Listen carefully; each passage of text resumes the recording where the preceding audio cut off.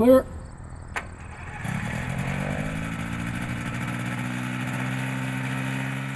Hi, welcome to our presentation on transitioning to ultralights.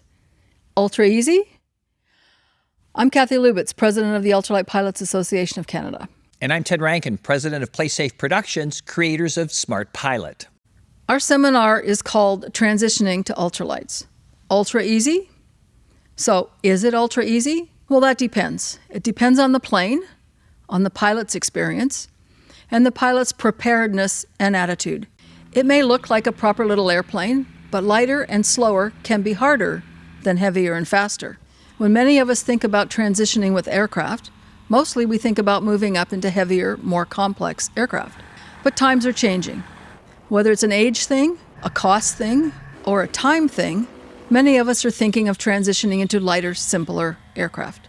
And there are plenty of choices. Today we're going to provide some insight into what is available out there, the differences, and what you should expect to prepare when you transition from heavier, certified general aviation aircraft. The FAA know where folks are going with transitioning, and they're seeing it with their light sport aircraft category. And they have a lot to write about transition training as it relates to general aviation accidents, which is why we are here today, to mitigate the risk. The FAA also has a lot to say about it as well, and here's 57 seconds worth from the FAA. For pilots transitioning from simpler aircraft to more complex aircraft, learning the systems, checklists, and staying ahead of the faster aircraft are the issues. In August 2016, a pilot with his wife and two other couples crashed their PA-31. Both engines flamed out at 12,000 feet. 7 minutes later, with the propellers still unfeathered, the aircraft hit the trees 1,700 feet short of the runway. Likely, the airman mismanaged the fuel, then misdiagnosed the source of the failure. His instructor believed the pilot had no training in the accident aircraft. The biggest false assumption airline pilots can make is a transition to smaller sport or amateur-built aircraft. Often there's an attitude of invulnerability or complacency that keeps the pilot from necessary transition training. Instruction from a CFI experienced in the new aircraft is essential. Sounds obvious, but yearly, ATPs fly perfectly good aircraft into unrecoverable situations. It's all about familiarity, whichever transition you're making. Transitioning means changes, and changes mean differences in flight characteristics and systems. Whether going from a less complex aircraft to a more complex aircraft, or from a 747 to an RV6, a good pilot needs to study their systems and fly with an appropriately rated flight instructor. From the 99 Museum of Women Pilots in Oklahoma City, and for the FAA Safety Team, I'm Sarah Hughes.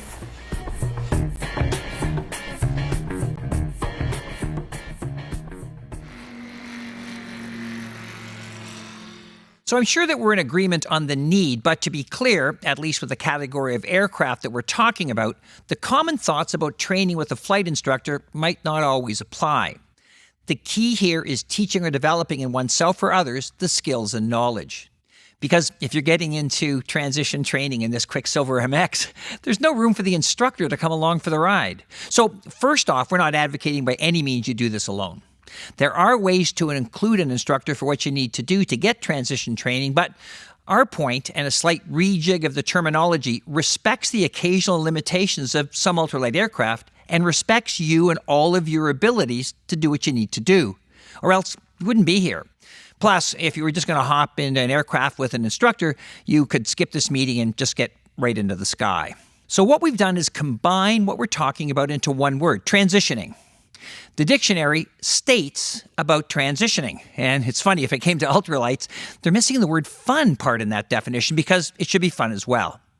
So we're using the word transitioning and leaving out training, as this implies with an instructor, but there might not be any instructors familiar with or would even go up with you in your particular ultralight.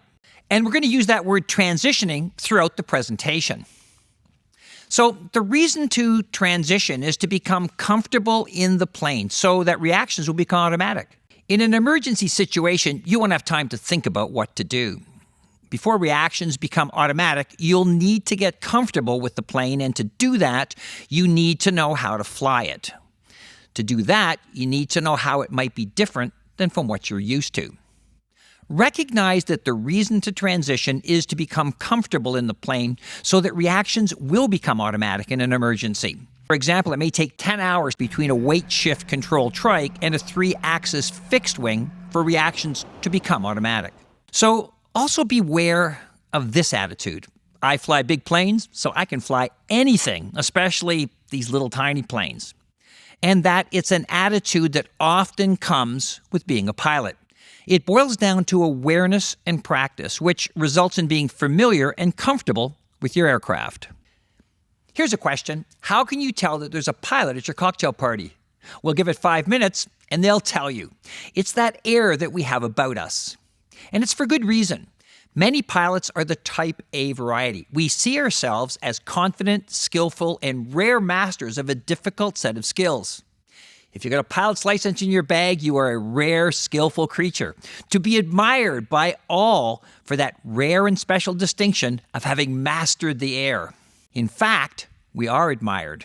We're often seen as the center of attention, especially at parties where we announce our status. What we do is considered special because we might even be daring, despite the fact that we know deep in our hearts that flying is not the dangerous or risky pastime that the public perceives it to be. In the real world, we pilots are just human beings who put our flight suits on one leg at a time. As a result of our training, we may calculate our risk better than most, but we're still humans, prone to all the factors that make all humans fallible. So we have to be careful of our own attitudes. Just because you fly big planes doesn't mean you can fly anything, especially these smaller ones. I'm sure that most of us can agree that we can go from this little 150 to a new Airbus, but it requires quite a checkout, even if it's to just figure out the panel. But for those of us who have flown that little 150, or better yet, having been trained in one, the idea of going backwards from an Airbus in which you may have many years of experience after starting out on a little 150, or those of you with years flying Bonanzas, not quite at Airbus experience level, but still doing pretty well, you might think a step back to the 150s pretty simple and straightforward. But it isn't. Even if you've not flown it for a while. As a matter of fact, especially if you've not flown it for a while. But a bigger issue is that ultralights simply are not your grandfather's V-tail Bonanza. Licenses aside, to put it into a land vehicle framework, if you had been driving one of these big boys, imagine going from this to this. In our presentation summary, we suggested that transitioning was from complex to simpler, little cuter airplanes, and it was hard to dispute a transition from a Beechcraft A36 to a Quicksilver MX2 with 2 seats falls into that category. A Quicksilver can still kill you, just a lot slower. And on the other end of the scale, some of those cute, slow airplanes have a level of speed, sophistication, and instrumentation that would really surprise you. Whatever you're thinking of transitioning to, these are real airplanes. Make no mistake about it. But before we get too far along, let's review the aircraft we're talking about. The aircraft that make up what we like to call the lighter side of flying. Let's define the aircraft we'll be talking about. In general, little planes up to 1,232 pounds gross weight with maximum stall speed in the landing configuration of 45 miles an hour or less. Frankly, if you're squarely planted into 3 digits for cruise or maximum speed, you might think it's kind of an insult to step back from 110 miles an hour to 2 digits to 95 knots. So for this presentation, we're going to stick with miles per hour, and for weight, we'll use pounds. When it comes to these little airplanes, there's an awful lot available.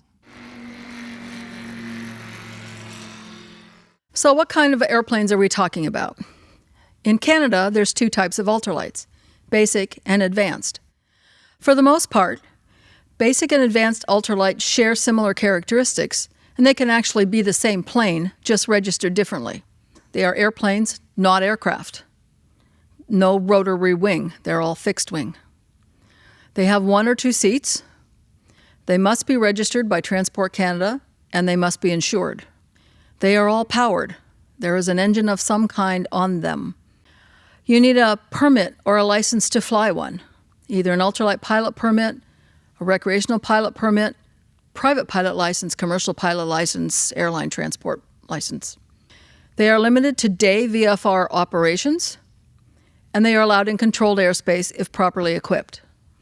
So let's look at the basic ultralights first. There's a maximum takeoff weight of 1,200 pounds. There is a maximum stall speed in the landing configuration of 45 mile per hour indicated airspeed. And the landing configuration means with flaps. There's a minimum useful load requirement based on horsepower and empty weight. There are no regulatory requirements for the construction or manufacturing or maintenance or airworthiness of these ultralight aeroplanes. Maintenance is done by the owner. Helmets must be worn in basic ultralights. There are no passengers in basic ultralights. 2 people can fly in a basic ultralight if one is an instructor and a student for flight training or if both pilots are licensed. You can fly into controlled airspace if properly equipped. Here's 2 examples of basic ultralights. An ultralight is a definition as well as a category, and these 2 airplanes fit the ultralight definition, a Taylorcraft and a Mooney Mite. And an ultralight pilot can fly these aeroplanes. However, we suggest they get some training in them before they jump in and go, as in all of these airplanes. So now let's look at the advanced ultralight. It's a subset of the ultralight category in Canada, and these airplanes must meet design standards. The Light Aircraft Manufacturing Association of Canada's design standards for advanced ultralight airplanes. They are all 3-axis fixed-wing airplanes. Maximum takeoff weight is 1,232 pounds, slightly heavier than a basic ultralight. The maximum stall speed is the same, 45 mile per hour in the landing configuration. There is also a minimum useful load, same as for basics. They are built from kits or complete planes from a manufacturer. There are no plans built advanced ultralight airplanes. Maintenance is by the owner, but is prescribed by the manufacturer. These airplanes can be flown into controlled airspace if properly equipped, just like basics. Here's an example of 2. One is a Sports Star and one is a Puma. Both are advanced ultralights here in Canada. For the purposes of this presentation, we're going to call them all fun flyers. Although we're talking about ultralights, transitioning is also very important with amateur builds as well, because there's a wide variety of them. And because they're amateur built, many of them started their lives just simply with a chalk line on the floor, and the aircraft were built up from there. And also because they're amateur built, they're operating without a typical standard certificate of airworthiness like certified airplanes. And I put that little inset in there, and that's what the amateur built guys believe. They're building an airplane that the manufacturers couldn't afford to build that well. And you know, amateur builds started out at 1,200 pounds maximum takeoff weight. They were limited back then in the 1950s when they first appeared on the scene. And many of those amateur builds, like me, are still flying today. So while we're on types, we want to make the point that transitioning is important, whatever airplane that you're moving to. And many of the challenges we're going to talk about today with Fun Flyers are also relevant to other aircraft types and categories. So when you learn to fly, there were 2 main parts of instruction, ground school and flying, and the components of transitioning are similar. Before you simply hop in and fly that new Fun Flyer, you should first start by dealing with the mental part of this transition into any aircraft. It takes a good foundation to build a good building. So let's dive into that mental part. You already know how to fly what you're already flying, so let's help you understand and mentally deal with the aircraft you're about to transition to before you strap in and fly. Fun Flyers have a broad spectrum of issues you need to concern yourself with. Relative to the general aviation fleet, there are some similarities and many, many variations between all Fun Flyers. On the similarity front, by definition, all are lighter weight than their certified general aviation cousins. That means they have lower momentum or inertia, a lighter wing loading, and slower stall speeds. For the most part, they will have smaller engines than most modern certified general aviation aircraft and will be depending more on the lifting power in the wings than power in the engine. They'll be constructed to a variety of standards. Some will be maintained to a variety of standards or no standards at all. And the records of construction and maintenance will also be different and in some cases, maybe even non-existent. These are important parts of your mental transition to understand generally and specifically on your type of Fun Flyer before buckling in. So let's start with how construction differs from certified general aviation aircraft. Basic ultralight aircraft are not required to meet any criteria with respect to standards of materials, workmanship, or the continuing fit-for-flight status of their product. Although the regulator, Transport Canada, strongly recommends that basic ultralight aircraft manufacturers use aviation-accepted design criteria, materials, and practices. This is key for your mental transition process if you're thinking basic ultralight in Canada. Be aware that manufacturers are bound by no legal requirements for construction standards. Now, advanced ultralight aircraft are a little different, and they're required to meet LAMAC design standards and appear on the regulator's list of approved aircraft.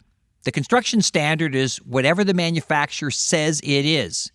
They may or may not be required to be inspected before first flight, depending on what the manufacturer requires. Like construction, maintenance is going to vary between types and, in some cases, the owner's inclination. And this is important. Why? Unlike type-certified aircraft that are, at the very least, thoroughly inspected by highly skilled individuals or shops each year and theoretically brought up to documented minimum airworthiness standards, this is not necessarily true for fun flyers. And this is important because it means that you have to add a new level of pre-flight to your pre-flight. To help you understand a little better, let's have a quick review of type maintenance. Basic ultralight aircraft have no stated maintenance requirements. Advanced ultralight aircraft have to be maintained according to the manufacturer's requirements, performed by the owner or maybe done by someone more familiar with the aircraft maintenance. Bottom line, for fun flyers, an AME or highly trained individual is not required.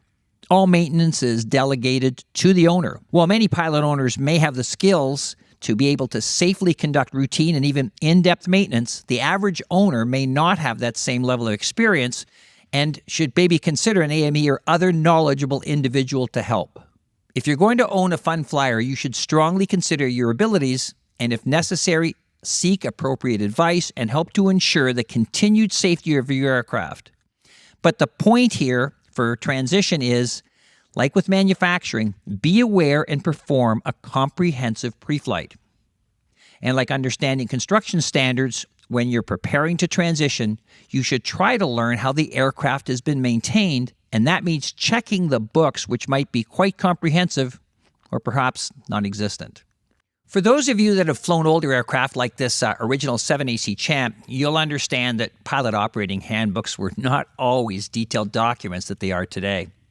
And that was okay in an age where many grew up on farms or just naturally grew up in an environment where most had some mechanical inclination and even at a young age were exposed to various types of equipment. People were handier, flying was simpler, and so were the aircraft. For those of you that have learned to fly on modern certified aircraft, they're used to having a detailed POH, Pilot Operating Handbook. A bit at the far end of certified general aviation scale is the Cirrus. Their POH can be referred to in pounds rather than pages, and now is also available as a complete download. So this is an excerpt out of the Laser POH. It's titled, Your First Landing, brackets, read this before you make your first takeoff. You got it up here, and now you've got to get it back down. As you gain experience in the Laser, you'll probably fly very short finals. But for this first one, give yourself lots of room for a gentle descent. By contrast, for some fun flyers, this may be all you get. Sometimes the limited nature of the docks that comes with many aircraft can be alarming. However, there are many knowledgeable and experienced pilot owners for various types that are more than willing to provide guidance to the newer pilot owner. Like in any area of aviation, finding a community of people to learn with and from is important. As already pointed out, fun flyer options are wide and varied. Some fun flyers have no instruments. For example, in a Quicksilver, your airspeed is indicated by the wind in your face and the flapping of your pant legs. Some of the new fun flyers, like a CT with a glass cockpit, are more technologically advanced than some GA aircraft that you might be transitioning out of. This technology might be adding a whole new series of things to transition into. And why is this? Many modern avionics are prohibitively expensive for a certified aircraft. The units for ultralights are often readily available and moderately priced since no certification is required. But that doesn't mean turning operation of the aircraft over to that technology. Don't let technology distract you. Your job is to fly the plane. Be capable with your gear. Understand how your technology works before you fly the plane. Keep a good look outside. And if you feel there's a theme here, there is. Fly the plane. Most of the fun flyers we've been talking about have fixed wings with 3-axis control, normal control surfaces, aileron, rudder, elevator. Some only use 2-axis, a rudder and an elevator. Others are very different. In this one, you can see the weight shift control trike. Like the name implies, you control it by shifting your weight and moving the wing. The control bar moves the wing. It doesn't move controls on the wing. This makes transitioning even more confusing. And it works backwards from what you might be used to. So you push to raise the wing, increase the angle of attack to go up. You pull back to decrease the angle of attack and go down. You push left to turn right, and you push right to turn left. You and the other person on board are like a pendulum under the wing, and the loading of the cart and the positioning of the wing is incredibly important. And another difference, your foot runs the throttle and steers on the ground. Another of the fun flyers is a powered parachute aircraft. It has a carriage similar to that of the weight shift control trike. However, the wing has no support or structure or rigidity and only takes on the shape of an airfoil when it is partially inflated by a blast of air from the propeller or fully inflated by the forward speed of the aircraft. Climbing and descending are totally reliant on engine power. Advancing the throttle makes the aircraft climb. Pulling the power makes it descend. The inflated wing creates a lot of drag in flight, so reducing engine power creates a very controllable descent. Climbing and descending are totally reliant on engine power. It's a pure example of power is altitude and pitch is airspeed. Advancing the throttle makes the airplane climb. So if you look at the side of a powered parachute in flight, you'll see that as engine power is applied, the cart below moves forward, changing the angle of attack of the wing, and the airplane climbs. Reducing the power puts the cart behind the wing, changing the angle of attack of the wing, and the airplane comes down. Each foot-operated pedal controls a set of lines that pulls down on the trailing edge of the wingtips. As the responding trailing edge droops down, the drag is increased on one side, and the airplane turns in that direction. When pressure is taken off the foot pedal, the drag on the entire airfoil equalizes and the airplane resumes straight and level flight. In landing, both pedals are used simultaneously to create what equates to a flare. A powered paraglider is a personalized version of a powered parachute. The wing was originally developed for free flight, launching from mountains, usually elliptical for faster speed and controllability. A small engine that the pilot wears on his back was added for flat land flying. Similar to the powered parachute, up and down is controlled by the throttle. In this case, it's strapped to the pilot's hand. And because the pilot's feet are already busy as the landing gear, control of the wing is in the hands of the pilot. Pulling left or right causes the wing to drag and turn the aircraft, just like the powered parachute aircraft. On landing, pulling down on both sides, similar to landing a traditional parachute, slows the wing into a flared attitude. Okay, we're looking at a different kind of configuration. Now we're looking at the placement of the engine. High wing pushers make up quite a large segment of the fun flyers, certainly more than you see in the certified world, which are most always amphibian. Not only do high wing pushers look different than the Cessna or Piper you might be flying, they also fly differently, and we'll talk about this a little bit later. While many fun flyers look like regular airplanes with 3-axis control, they may be significantly different in ways that will only become noticeable in flight. And that is why the mental preparation of what you're about to undertake is so important as a first step, to prepare you for what you are going to actually experience in the air. So the difference between a tricycle gear and a tailwheel airplane is obvious, and it's something you face with certified general aviation aircraft as well. Most tricycle gear pilots would not hop into a tailwheel airplane without a checkout, a transition, and your insurance will probably insist on it as well.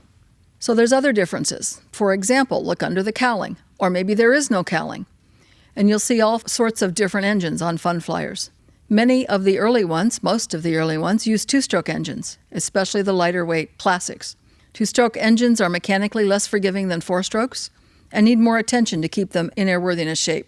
2 strokes are lighter and usually have better power to weight ratio, whereas 4 strokes are heavier, but they're more forgiving when it comes to operations. Most general aviation pilots are familiar with the typical 4 or 6-cylinder horizontally imposed air-cooled engines, and it's likely that this is all you've operated. In reality, the design of these engines are decades old, and little substantial changes have been made to the basic design over the years. Fun flyers generally have newer engines with advanced features and technology. Some have liquid cooling as opposed to air-cooled operation, geared drives, electronic ignition, and the list goes on. Owners and pilots should understand the operational limitations that adding technology in these engines might demand.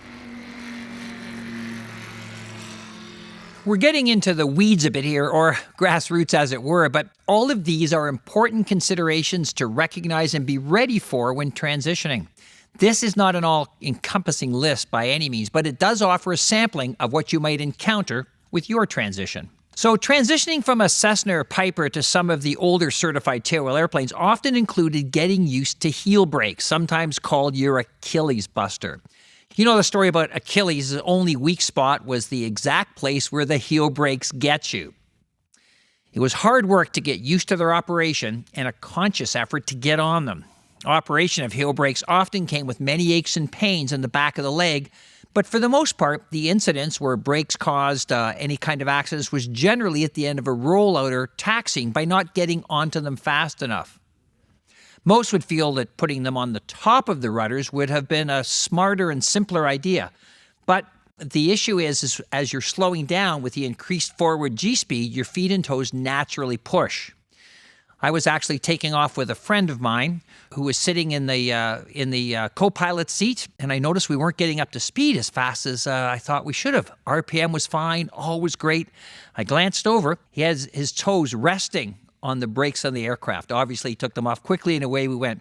But that's a personal story, and it's something you've got to get used to if you're always used to heel brakes. What does actually resting your feet on the rudder pedals do? Now, many fun flyers offer a simple one-handed braking system, or in the case of this aircraft, no brakes. It's a Flintstone-esque system. You simply put your feet out to slow down. So you should also be aware of some of the quirks with rudders. If you're transitioning from a conventional aircraft, most likely the rudder pedal pivots at the heel. And what you do is you rest your foot on the pedal about halfway up the pedal with your heels on the little heel cups or on the little heel plates on the bottom of the pedal or on the floor. And then if you want to push on the rudder, you can just push a little bit with your foot. Or if you want to activate the brakes, you slide up and push with your toes. Unless, of course, you've got heel brakes, in which case you got to move your heels over. So these are things that you need to get used to, but more particularly with some ultralights, they've got a rudder bar. And a rudder bar is what you push on from one side of the bar, and when you do, the other side returns. There's no place for heel brakes here.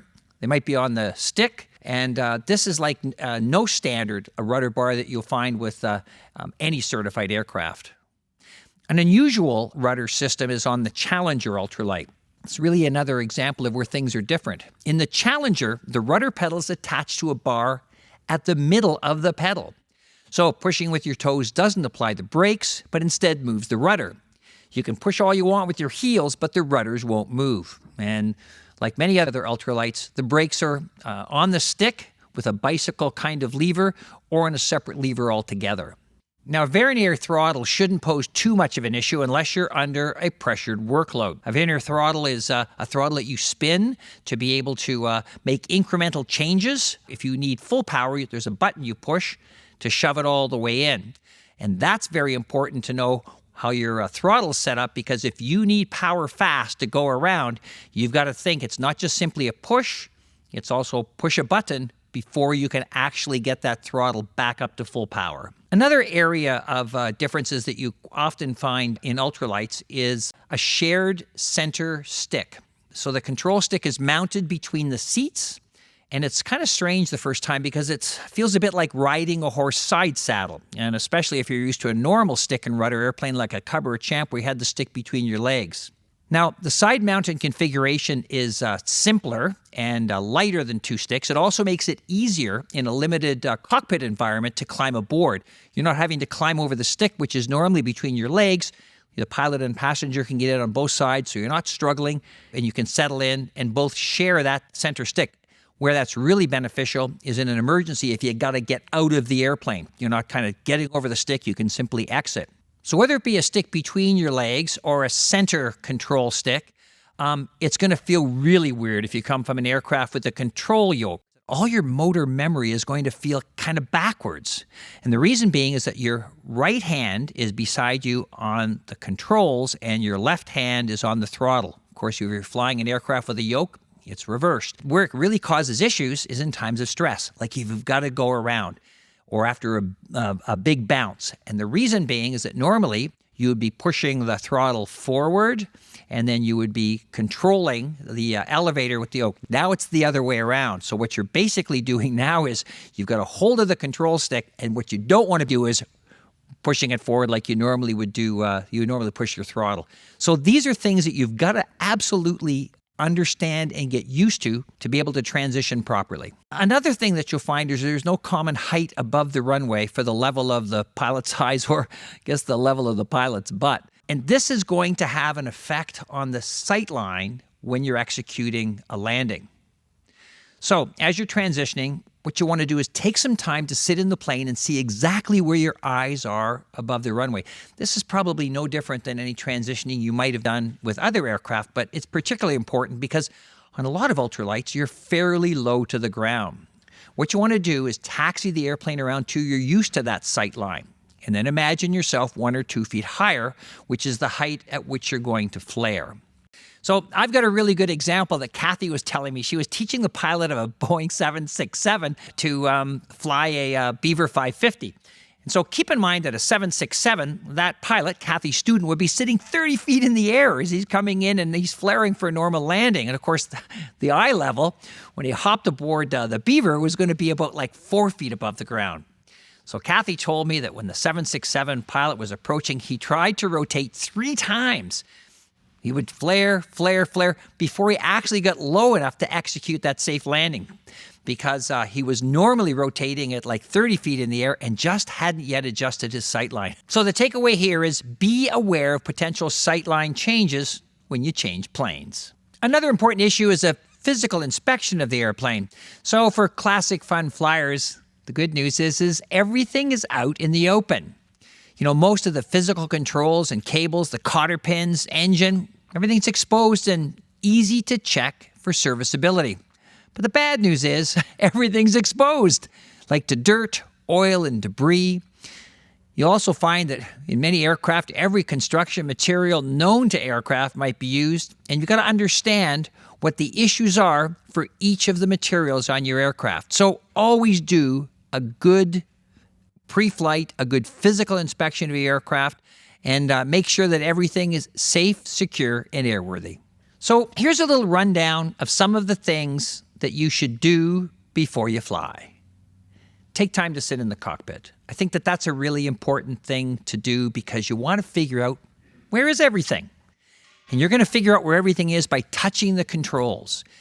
What you want to do is move the controls. Do they move as you expected? Get a feel for them. Where's the neutral position on the stick for the elevator and for the ailerons? Like visually check out and see where that neutral position is.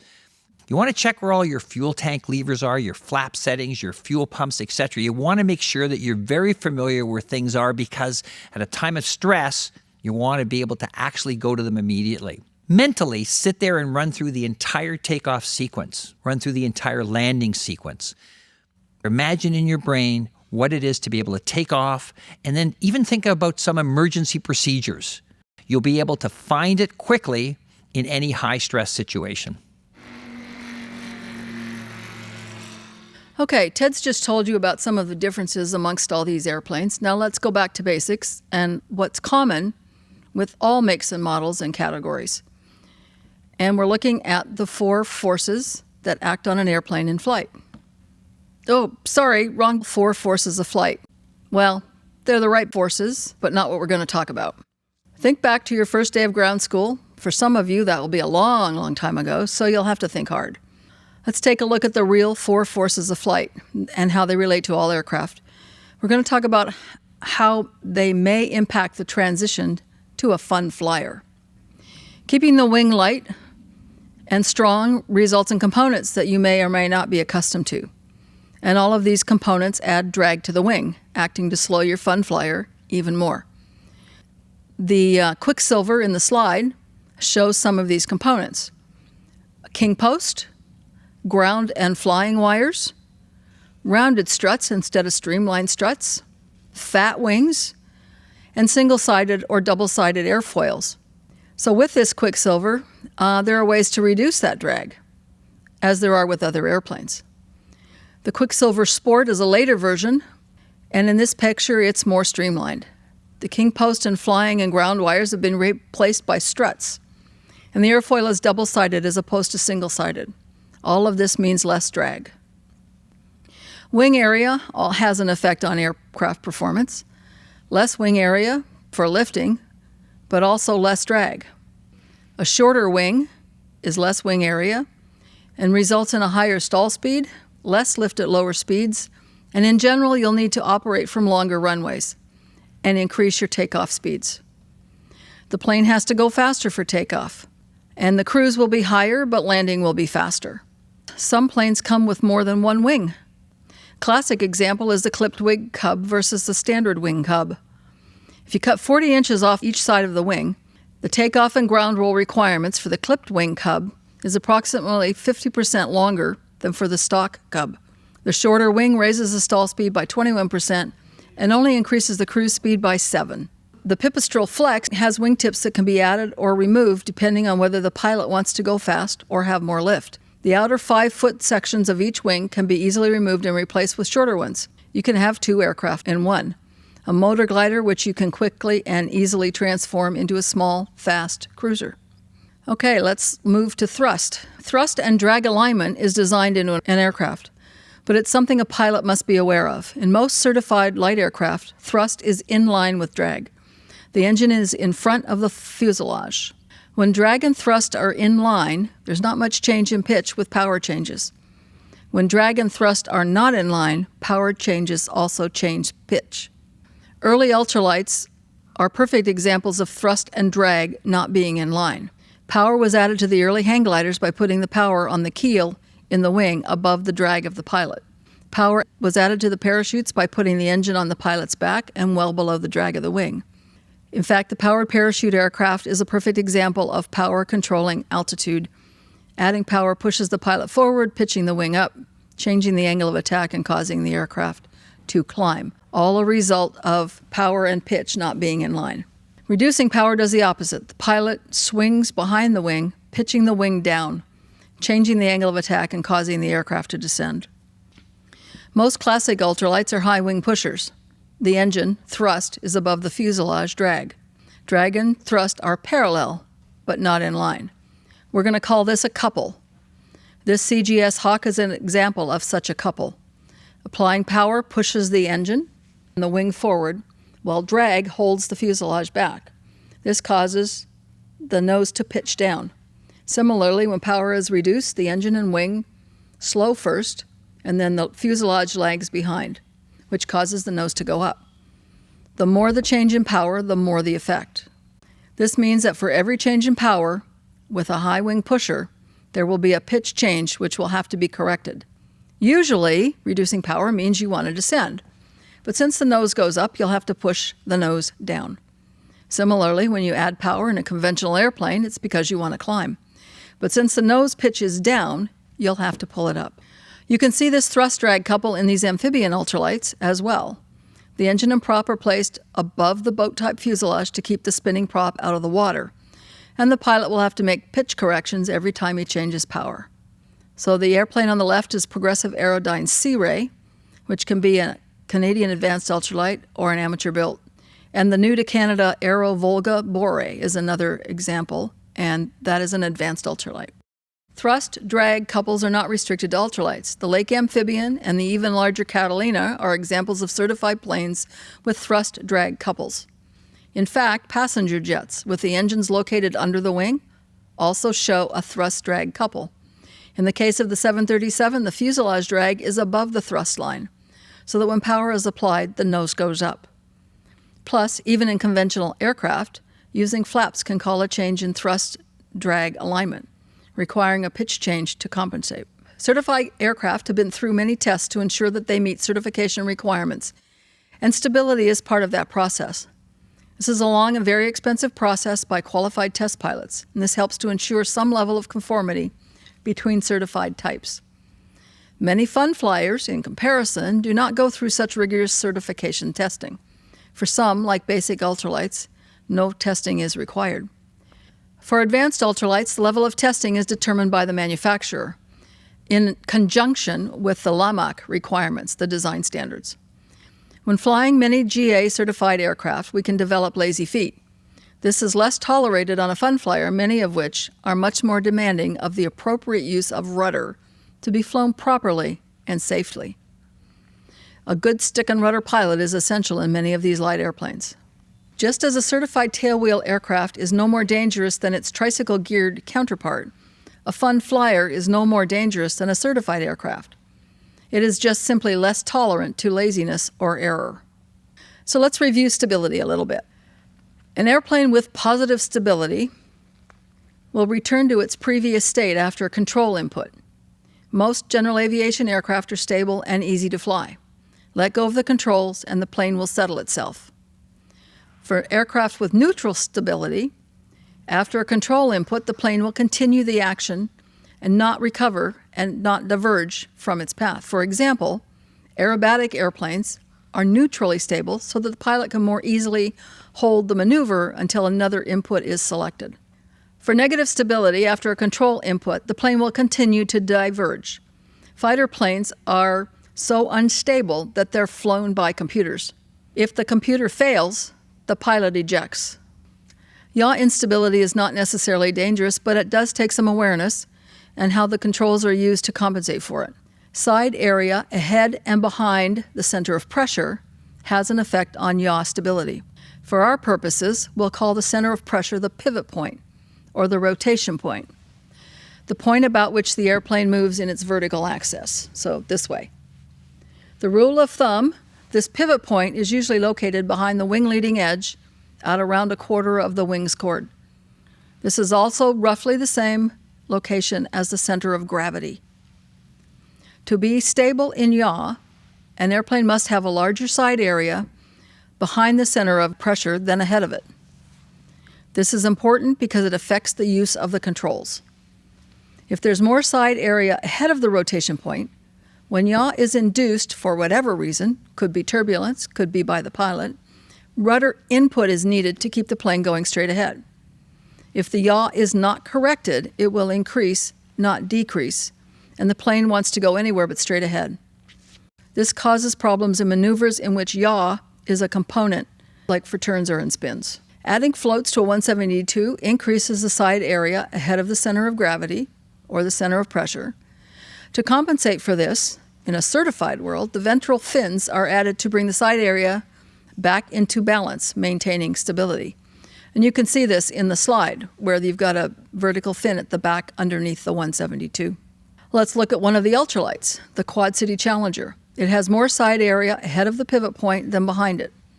Rudders must be used at all times. We call it pedaling, to keep it going straight ahead, like pushing a pencil across a table rather than pulling it. Taking off the doors decreases the side area ahead of the center of gravity, and this increases the stability in yaw. I think most Challenger pilots find that the airplane is more stable and less rudder dependent when they're flying without doors. Next, we're going to talk a little bit about performance, and to do that, we're going to compare a modern fun flyer, the Tecnam P92, and the venerable Cessna 150. Both of them hold two people, and both have 100 horsepower engines. First, we're going to take a look at one of the most fundamental parts of flying, the ability to produce lift. While both the P92 and the Cessna 150 look fairly similar, you will notice that the wingspan and wing area of the 150 is approximately 25% larger than the Tecnams. However, even with the weight difference between the two aircraft, the respective wing loadings come in quite similar. So let's take a look at the difference in performance. With the lighter empty weight and shorter wings, the Tecnam can, number one, carry about 10% more, cruises 15% faster, and stalls 10% slower. Now, before you go thinking that the Tecnam is an absolute hands-down winner against the Cessna, keep in mind that it's more than just the bigger wing that adds the weight to the Cessna 150. It's also built heavier overall to stand up to the abuse in a training environment, and that's why there's so many of them still around today. Now, it's not to say that the Tecnam can't be used as a trainer, but keep in mind, like the name implies, the Tecnam is not as rugged, it's just lighter. Next, useful load. In some cases, the weight of people on board a Fun Flyer can literally double the weight of the aircraft. That's a huge issue when it comes to performance. The aircraft handling characteristics can change depending on the size and weight of the pilot, or more often, pilot, passenger, fuel load, and baggage. You know, it might be a bit of an overstatement, but in some cases, what you're wearing, summer t-shirt and shorts versus a winter parka and snow boots, could actually make a difference in how your airplane will handle. Now, this can be especially important for Fun Flyers if they're close to gross weight limits. And this is not just a Fun Flyer issue. I mean, a Cessna 150 with 2 big people and full tanks is overloaded, so you'll need to offload fuel to stay within limits on that 150. A big factor of weight is where you put it. How you load the plane is immensely important. Remember, we already mentioned that the weight of pilot and passenger can almost double the empty weight in a 2-place aircraft, and it will perform differently with 1 versus 2 people on board. But even more noticeable is if one of the people is significantly heavier than the other, which can affect the center of gravity. Remember that some aircraft, like the Chinook Plus 2, use weight of the pilot to bring the aircraft into CFG, and there is an upper and lower weight limit for that front seat. That means if the front seat occupant is too heavy or too light, they'll put the aircraft outside the CFG limits and will have to move to the back seat. These airplanes are simpler, but can be more complicated to make them work properly and safely. The key is to know your plane, know its weight, and the loading differences. Quicksovers have been around since the beginning. The first were single seat with weight shift control and a king post and flying wires. This was changed to 2-axis fixed wing with rudder and elevator controlled by the stick.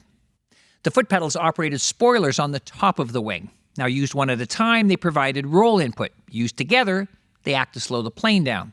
So just imagine jumping from your Cessna with feet on the floor to what it would feel operating spoilers for roll and speed brakes. And of course, with that aircraft, speed is simply a relative term. The 2-seater was developed for use as a trainer and required the weight of 2 people to stay within the allowable CFG. To go solo, the student had to move to the single-seater. And here's a caution. In early 2-place quicksovers with only 1 person aboard, the weight was too far aft and the pilot had a hard time getting the nose down. This was compounded by the thrust-drag couple. When power is reduced to descend, the nose goes up. One pilot reported that he had to undo his seatbelt and lean as far forward as he could to get back on the ground. With a trim system installed, it can be operated with a single person on board, but we need to say it again. Know your plane, know its weight, and know the loading requirements. A place where the light weight and subsequent light wing loading makes a difference in Fun Flyers is in the wind. If you're transitioning, you already know the effect wind has on your certified flight experiences. For Fun Flyers, wind can have a more substantial effect on the aircraft and on the flight experience. So let's look at the impact of headwinds, crosswinds, and turbulence. For those of you flying heavier certified aircraft, you already know the effect that headwinds have on your 150 mile per hour cruising aircraft. A 20 mile an hour headwind is not hugely significant, and although you would slow to 130 miles per hour over the ground and extend your flying time from point to point, it's only doing so by about 7.5%. Conversely, a 20 mile per hour headwind when you're cruising at 75 miles an hour, and many ultralight aircraft even cruise slower than that, there is a very significant difference, over 25%. And something to keep in mind when you're flight planning for fuel range or even purchasing, depending on your mission. Where the lightweight can affect you more in a Fun Flyer is close to the ground in strong or gusty crosswinds. Additionally, the ability of the control surfaces, particularly the rudder, the weather vane effect of a crosswind, can vary greatly from model to model. Many Fun Flyer aircraft are flying lawn chairs, and There's nothing wrong with that. That's all part of their magic. But by their very nature, they find the best and most enjoyable times to fly are earlier and later in the day, when the winds are calmer and there's less thermals. The mental part of your transition will have identified what limits you will want to put on your flying due to wind conditions and for the physical part. It will take time for you to get to know and get comfortable with the capability of your aircraft and be prepared to take that time. Another area where winds can have an effect on lightweight aircraft is in turbulence, whether mechanical from wind over the land or atmospheric with rising and descending air on hot days. The lighter wing loading makes many fun flyers more kite-like when flying in turbulent air and can make it a handful during maneuvers close to the ground like when landing. The worst turbulence occurs in the early afternoon on a clear sunny day with no wind. This is also the best time for thermals. A huge benefit that many fun flyer aircraft have is their power-to-weight ratio. So let's go back to our Tecnam and 150. Both aircraft have engines that produce 100 horsepower, but the power-to-weight ratio is quite different. Because of this, many fun flyers will provide exhilarating acceleration in the first few seconds of a takeoff roll. And you can also expect increased climb rates and faster cruise speeds for the same amount of horsepower generated. One of the big cautions here with fun flyers and their head-spinning acceleration and climb performance can result in an overconfidence of the aircraft's ability to maintain those dramatic angles in the event of an engine hiccup or gusty winds. It takes time and altitude to keep an airplane flying if the bottom falls out. This is even more critical with high wing pushers. Remember that in the event of an engine out, the nose comes up, which aggravates the situation even more. Further reducing your airspeed and making a recovery is a much longer process. Just watch this.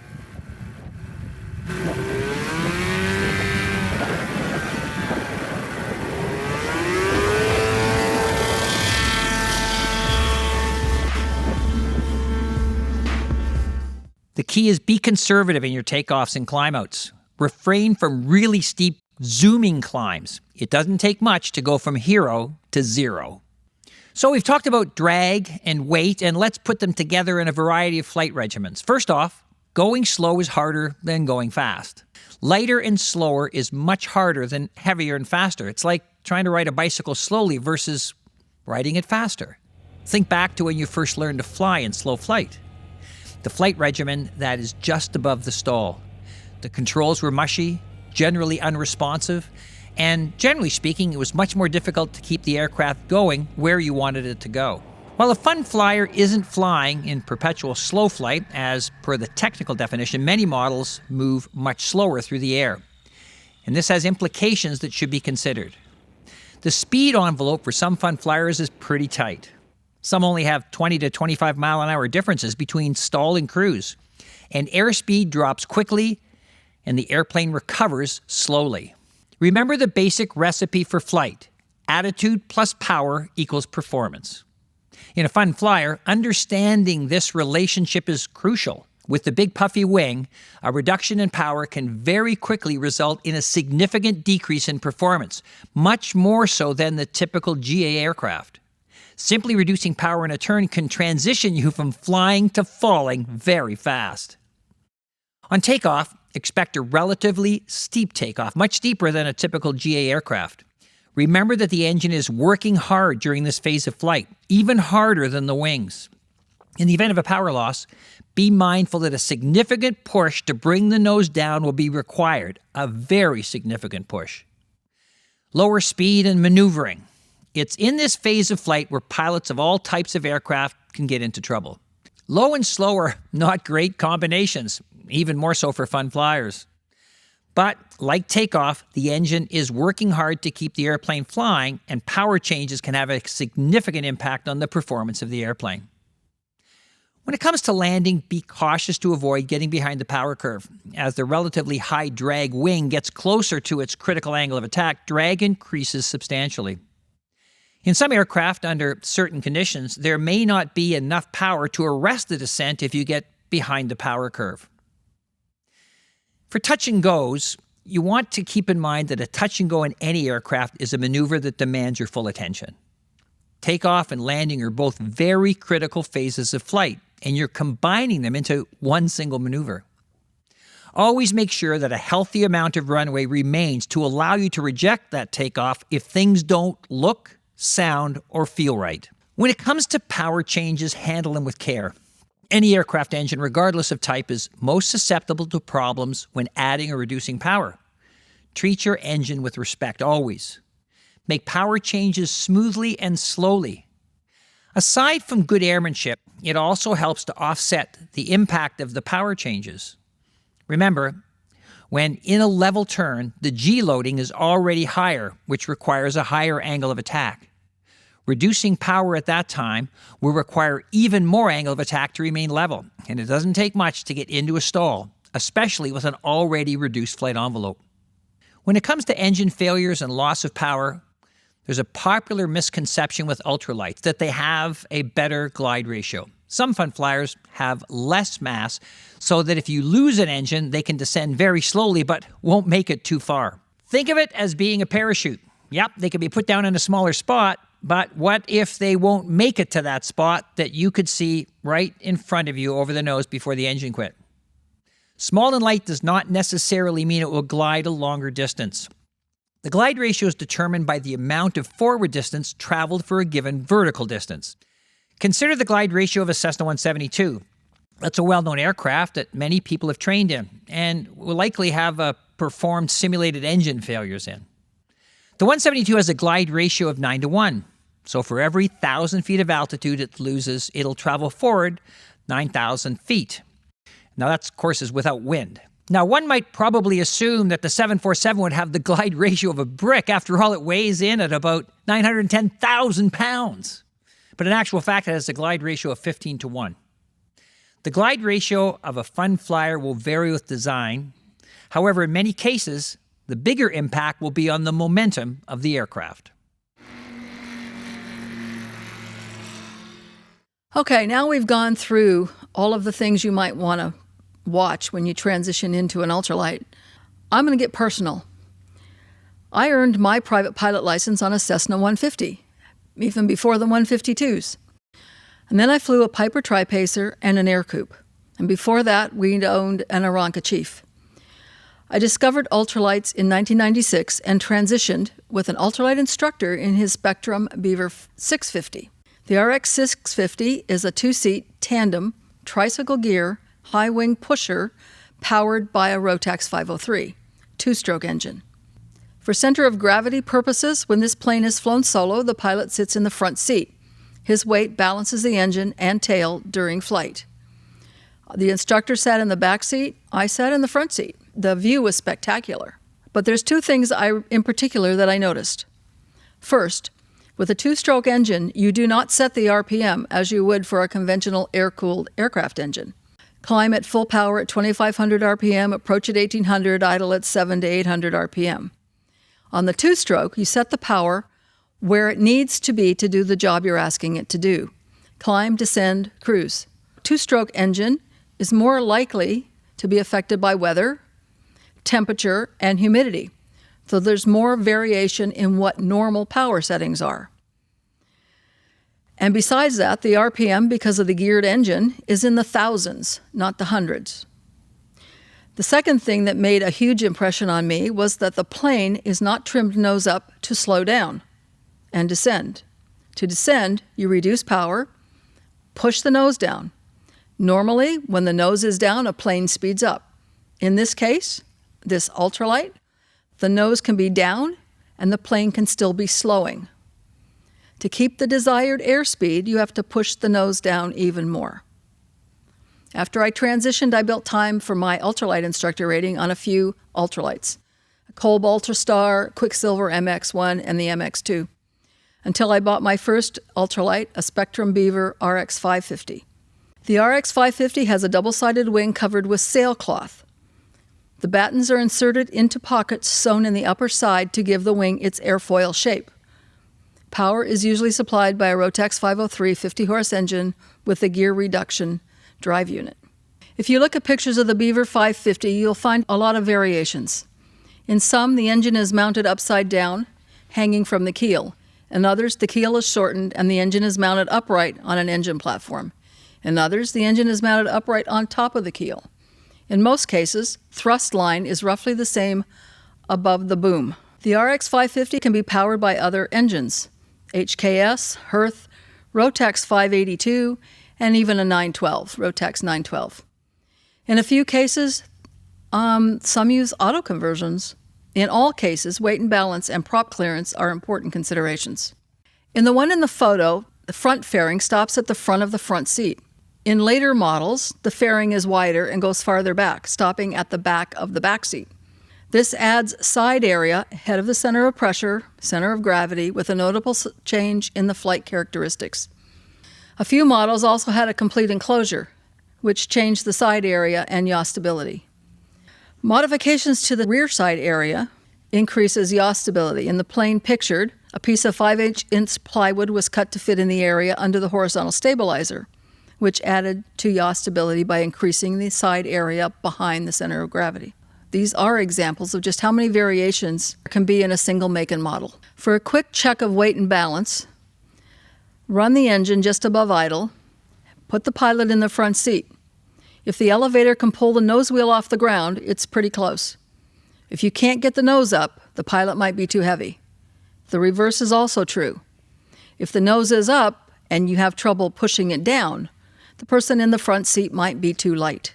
Unlike most general aviation aircraft, which use right rudder on takeoff to counteract torque and to keep the plane going straight down the center of the runway, the pilot of the Beaver 550 applies left rudder. Other ultralights may require right rudder. Use whichever rudder keeps you in the center of the runway. Every time there's a power change, there will be a change in pitch, which may require some elevator input. This is especially noticeable on the takeoff run. Applying power pushes the nose down. Back pressure on the stick is required to lift the nose, allowing the plane to speed up quicker. The speed range for the Beaver 550 is about 25 miles per hour.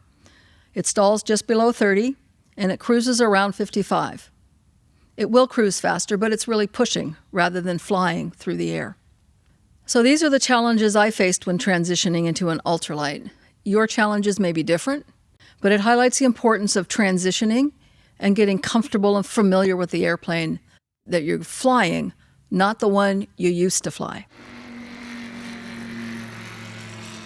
So from my personal experience, I got my private pilot's license when I was about 19 years old, and I'll share with you that was about 50 years ago. And I started my ultralight journey about 30 years ago when I decided I would like to get into ultralight flying. I figured cheap to fly, looked easy enough, and I thought I might even become an instructor, which I eventually did. Now, I bought an aircraft when I was in my 20s. I had a 65 horsepower 7AC Champ, which was kind of like an ultralight of the day. And it's pretty much that now. I got a lot of experience with ownership of a variety of aircraft, including some ultra-lightish types, a Tiger Moth, a Miranda home built, and a Cubby. So a Cubby is the Wag Aero version of the Cub. Throughout that time, I was flying more than 200 hours a year. So my first foray into ultralight flying was I tried powered paragliding. It was a 2-day crash course that started out with 4 of us as students and only 2 of us were left standing. I mean, literally at the end of 2 days. Really started flying ultralights when I purchased the Merlin with a 442 engine. Now, it's not this one in the picture. Actually, never got a picture of mine. Mine was pretty rough. And even though coming from the Cub, whose slow speeds are legendary, I was totally unprepared for the Merlin. With a fabric wing featuring styrofoam ribs and the wing thickness like the thickness of a horse's leg, this airplane was going nowhere fast. I had a center stick, which was hard to get used to, because after the Cub, with a stick between my legs, it felt like I was driving a car from the passenger seat. For quite a few hours using that side stick, I remember I was very disjointed. I couldn't do it smoothly. I literally was flying fore and aft and side to side. I couldn't actually pull it all together. I mean, it took about 10 hours to be able to get used to just that. And when it came to takeoffs, man, they felt like they were in slow motion. In a climb, you put the nose up beyond the horizon. It didn't seem to climb. I mean, it did. The altimeter was climbing slowly, but it was just doing so at a high angle of attack. All of the numbers, all my senses seemed to be in slow motion. Cruise was like an approach.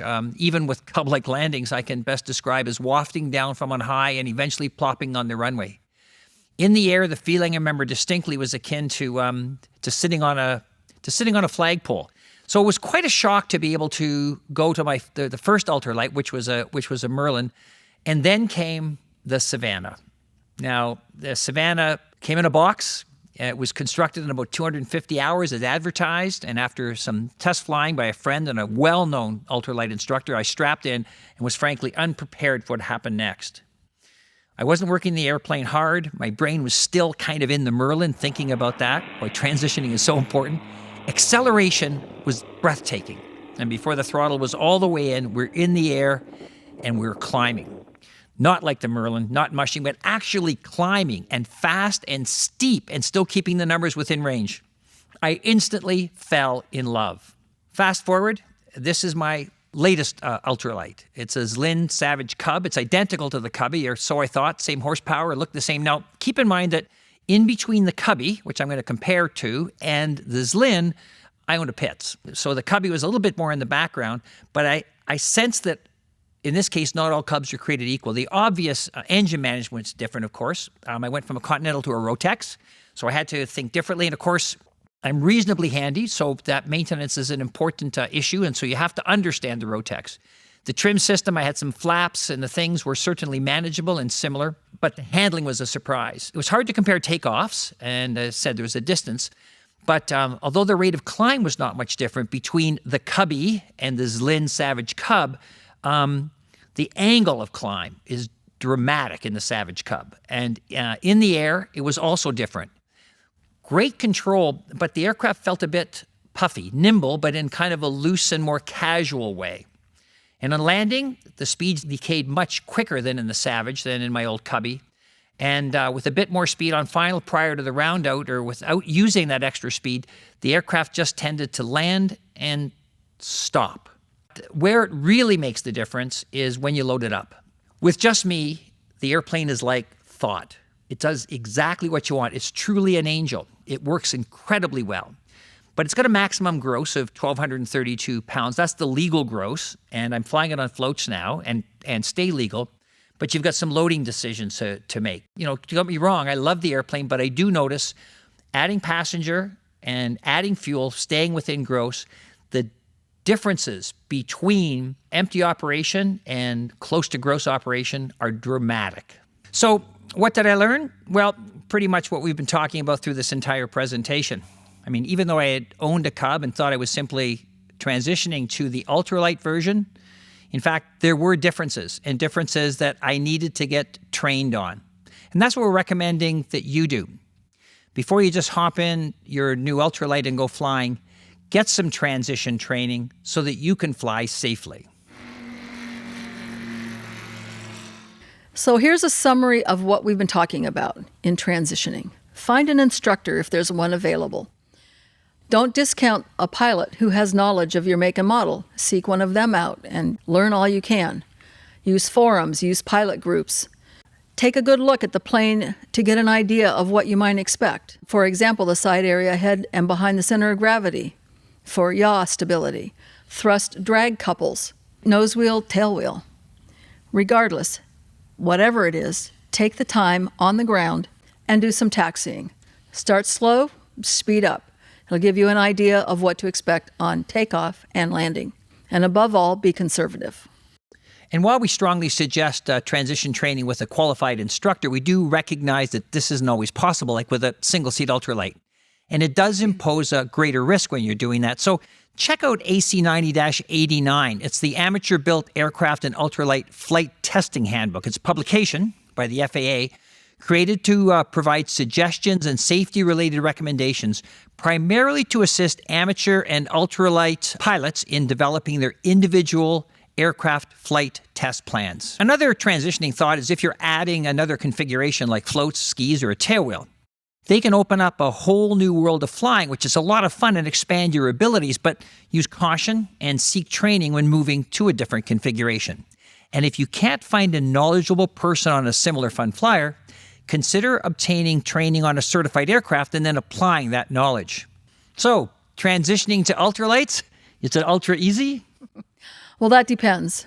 As long as you take your time, you get whatever training you can in advance, you become familiar with every aspect of your aircraft, and you're conservative, it might not be ultra easy for you, but if you do it right, it can be ultra fun.